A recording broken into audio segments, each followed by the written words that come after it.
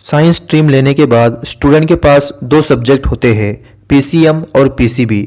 आज हम PCM subject के बारे में जानकारी लेने वाले हैं। पीसीएम सब्जेक्ट क्या होता है?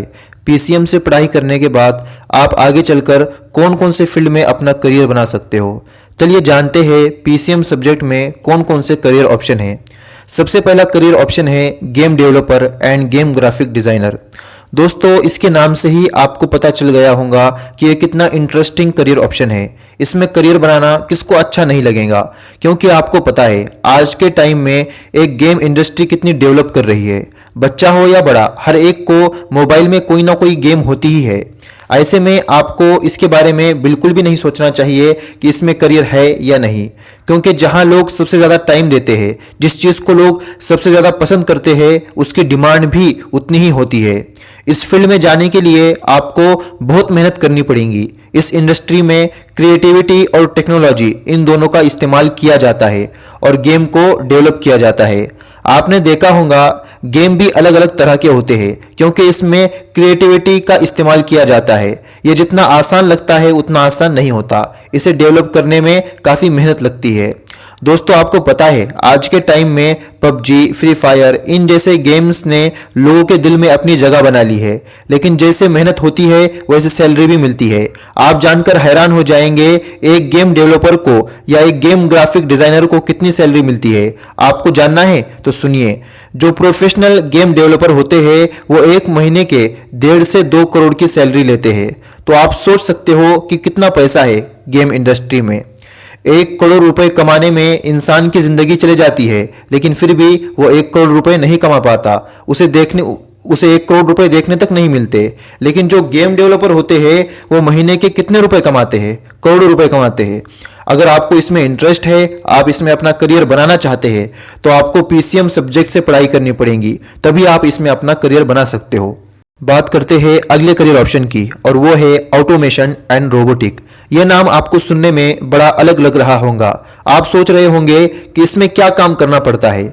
आज के टाइम में कई जगहों पर रोबोट का इस्तेमाल किया जाता है। इंसान का काम कम करने के लिए रोबोट को काम में लिया जाता है, और ये आज सिर्फ कुछ जगहों पर है। आने वाले टाइम में हर जगह इसका इस्तेमाल किया जाएगा। रोबोटिक ये मैकेनिकल इंजीनियर की शाखा है। आज की दुनिया डिजिटल हो रही है, और जो करियर ऑप्शन है वो भी डिजिटल होते जा रहे हैं। पहले सिर्फ कुछ इंजीनियर जैसे मैकेनिकल, इलेक्ट्रिकल, इस तरह के इंजीनियरिंग कोर्स फेमस थे, लेकिन आज के टाइम में इंजीनियरिंग में काफ़ी बदलाव आ गया है, जिसकी वजह से नए नए इंजीनियरिंग कोर्स इंजीनियरिंग में ऐड हो रहे हैं। इनमें कंपटीशन काफ़ी कम है, जिसकी वजह से आपको जॉब लगने में काफ़ी आसानी होगी।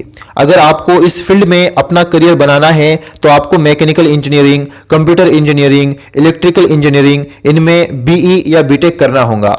इसके बाद अगला करियर ऑप्शन है वो है इंजीनियरिंग। आपने बचपन से कई बार इंजीनियरिंग ये वर्ड सुना होगा, लेकिन इंजीनियर कई तरह के होते हैं, जैसे computer engineering, mechanical engineering, electrical engineering, civil engineering, petroleum engineering, chemical engineering, और भी कई तरह के इंजीनियरिंग कोर्स होते हैं। लेकिन मैकेनिकल इंजीनियरिंग, इलेक्ट्रिकल इंजीनियरिंग, ये सब पुराने कोर्स हो चुके हैं। मैं ये नहीं कहता कि इसमें करियर नहीं है, लेकिन इसमें कॉम्पिटिशन काफ़ी हाई है। ऐसे कई सारे स्टूडेंट हैं जिन्होंने मैकेनिकल इंजीनियरिंग, इलेक्ट्रिकल इंजीनियरिंग से पढ़ाई की है, डिग्री हासिल की है, लेकिन आज वो घर पर खाली बैठे हैं, उनके पास कोई भी जॉब नहीं है। क्या इसका मतलब इंजीनियरिंग में कोई करियर नहीं है? ऐसा नहीं है। आज भी इंजीनियरिंग में काफ़ी करियर ऑप्शन मौजूद है।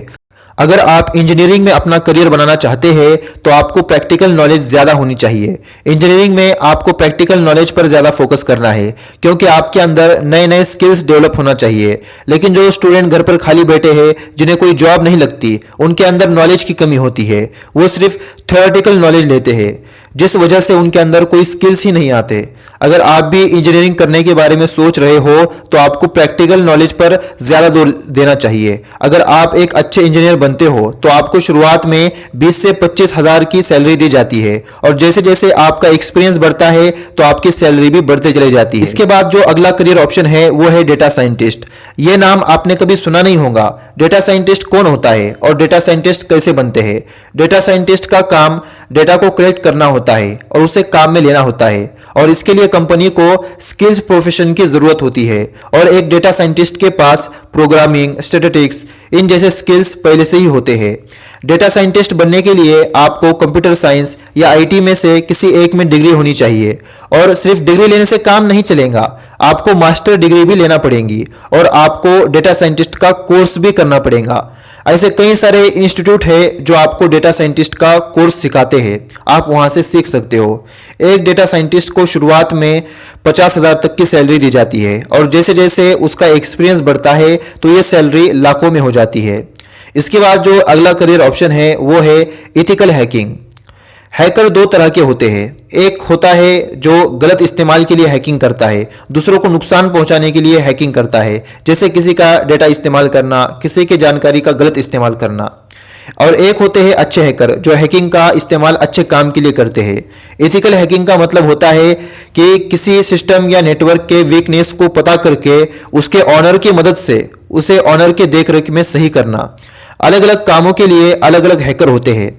आज के टाइम में ऐसे कई सारे कोर्सेज हैं जो आपको इथिकल हैकिंग करना सिखाते हैं। अगर आपने पीसीएम सब्जेक्ट लिया है तो आप इथिकल हैकर बन सकते हैं, लेकिन ध्यान रहे आपको इसका इस्तेमाल सिर्फ अच्छे कामों के लिए ही करना है। एक इथिकल हैकर को शुरुआत में 30 से 40,000 तक की सैलरी दी जाती है और जैसे जैसे एक्सपीरियंस बढ़ता है तो सैलरी भी बढ़ते चली जाती है। इसके बाद जो अगला कोर्स है, अगला करियर ऑप्शन है वो है कंप्यूटर एंड हार्डवेयर इंजीनियर। इसके नाम से ही आपको पता चल गया होगा कि इंजीनियरिंग में क्या है। इसमें आपको कंप्यूटर और कंप्यूटर हार्डवेयर के बारे में जानकारी दी जाती है। दोस्तों, इंजीनियर दो तरह के होते हैं, एक होता है कंप्यूटर इंजीनियर जो सिर्फ सॉफ्टवेयर बनाता है और एक होता है वो इंजीनियर होता है जो कंप्यूटर के हार्डवेयर बनाता है, जैसे मॉनिटर, कीबोर्ड, माउस वगैरह। कंप्यूटर इंजीनियर का काम सॉफ्टवेयर को डेवलप करना होता है और उसे डिजाइन करना होता है। कंप्यूटर इंजीनियरिंग में आपको कोडिंग लैंग्वेज सिखाई जाती है जिसकी वजह से आप गेम बना सकते हो, एप्लीकेशन बना सकते हो, सॉफ्टवेयर बना सकते हो। और हार्डवेयर इंजीनियरिंग में आपको कंप्यूटर के पार्ट जैसे कीबोर्ड, माउस, सीपीयू इन्हें कैसे बनाया जाता है इन सब के बारे में आपको जानकारी दी जाती है। दोस्तों, आपको पता है आज के टाइम में कंप्यूटर का इस्तेमाल हर जगह हो रहा है। हर छोटे से छोटे काम के लिए आज कंप्यूटर का इस्तेमाल किया जाता है, इसलिए इसमें जॉब अपॉर्चुनिटी काफ़ी ज़्यादा बढ़ रही है। अगर आप कंप्यूटर इंजीनियर बनते हो तो आपको शुरुआत में 20 से 25,000 तक की सैलरी मिलेंगी और जैसे जैसे आपका एक्सपीरियंस बढ़ेगा तो आपकी सैलरी लाखों में होगी। इसके बाद जो अगला कोर्स है वो है merchant navy and air force. Merchant navy और एयरफोर्स ये दोनों अलग अलग तरह के कोर्स है। मर्चेंट नेवी में आपको समुद्री जहाज़ों की देखरेख करनी होती है और एयरफोर्स का काम जब भी युद्ध का माहौल हो, दूसरे देशों से अगर कोई हवाई हमला करे तो उसे देखरेख करने का काम, उसे कंट्रोल करने का काम एयरफोर्स का होता है, जिसकी वजह से इंडिया में स्टूडेंट को एयरफोर्स की ट्रेनिंग दी जाती है। मर्चेंट नेवी में जितने भी समुद्री जहाज होते हैं जो विदेश के व्यापार के लिए जाते हैं या किसी भी काम के लिए जाते हैं, उन्हें सुरक्षा देने का काम मर्चेंट नेवी का होता है। और आज के टाइम में मर्चेंट नेवी में काफ़ी जॉब अपॉर्चुनिटी मौजूद है। मर्चेंट नेवी और एयरफोर्स के जो कर्मचारी होते हैं उन्हें शुरुआत में 40 से 50,000 की सैलरी दी जाती है और जैसे जैसे उनका एक्सपीरियंस बढ़ता है तो ये सैलरी लाखों में होती है। इसके बाद अगला करियर ऑप्शन है वो है एयर ट्रैफिक कंट्रोलर। दोस्तों, जिस तरह रास्ते पर होने वाली ट्रैफिक रोकने के लिए ट्रैफिक पुलिस होते हैं तो वो ट्रैफिक कंट्रोल करते हैं, ठीक उसी तरह एरोप्लेन में होने वाली ट्रैफिक को कंट्रोल करने का काम एयर ट्रैफिक कंट्रोलर का होता है। एयर ट्रैफिक कंट्रोलर का काम पायलट को गाइड करना होता है। एरोप्लेन जब उड़ान भरता है और जब जमीन पर आता है तो उसे दिशा दिखाने का काम भी एयर ट्रैफिक कंट्रोलर का होता है। जैसे ही दुर्घटना की स्थिति आती है ऐसे में एयर ट्रैफिक कंट्रोलर पायलट से कांटेक्ट करते हैं और बाकी सुरक्षा दलों से भी कांटेक्ट करते हैं और ऐसी स्थिति को नियंत्रण करने का काम करते हैं। एयर ट्रैफिक कंट्रोलर को शुरुआत में 35 से 40,000 तक की सैलरी दी जाती है और जैसे जैसे एक्सपीरियंस बढ़ता है तो ये सैलरी भी बढ़ते चले जाती है। इसके बाद अगला करियर ऑप्शन है और वो है कमर्शियल पायलट। कमर्शियल पायलट में हर दिन जॉब की अपॉर्चुनिटी बढ़ रही है। इस सेक्टर में काफ़ी तेज़ी से ग्रोथ हो रही है, इसलिए इसमें जॉब लगने के चांसेस काफ़ी ज़्यादा है। ये जॉब करने के लिए आपके अंदर साहस होना चाहिए, समझदारी होना चाहिए। एरोप्लेन को कैसे हैंडल करना है इसकी जानकारी कमर्शियल पायलट ही देता है। दुर्घटनाग्रस्त स्थिति में एरोप्लेन को कंट्रोल करने का काम भी कमर्शियल पायलट का होता है। कमर्शियल पायलट को शुरुआत में 1 लाख तक की सैलरी दी जाती है और जैसे जैसे एक्सपीरियंस बढ़ता है तो सैलरी भी बढ़ते चले जाती है। इसके बाद अगला करियर ऑप्शन है वो है फ्लाइट इंजीनियर। फ्लाइट इंजीनियर की ड्यूटी बहुत ही जिम्मेदारी का काम होता है। फ्लाइट इंजीनियर का मेन काम होता है एरोप्लेन को उड़ान से पहले चेक करना। एरोप्लेन के किसी पार्ट में कोई खराबी तो नहीं है, और अगर कोई खराबी है तो उसे ठीक करने का काम भी फ्लाइट इंजीनियर का ही होता है। जब तक फ्लाइट इंजीनियर परमिशन नहीं देता तब तक कोई भी एरोप्लेन उड़ान नहीं भर सकता। एक फ्लाइट इंजीनियर को शुरुआत में 60,000 तक की सैलरी दी जाती है, और जैसे जैसे उसका एक्सपीरियंस बढ़ता है तो सैलरी लाखों में हो जाती है। दोस्तों, ये थे कुछ करियर ऑप्शन जिसे आप पीसीएम सब्जेक्ट लेने के बाद आसानी से कर सकते हो। आपको देखना है आपका इंटरेस्ट किस में है और उसी में आपको अपना करियर बनाना है। दोस्तों, ये वीडियो आपको कैसे लगी नीचे कमेंट में जरूर बताएं, और इस वीडियो को अपने दोस्तों के साथ भी ज्यादा से ज्यादा शेयर करें।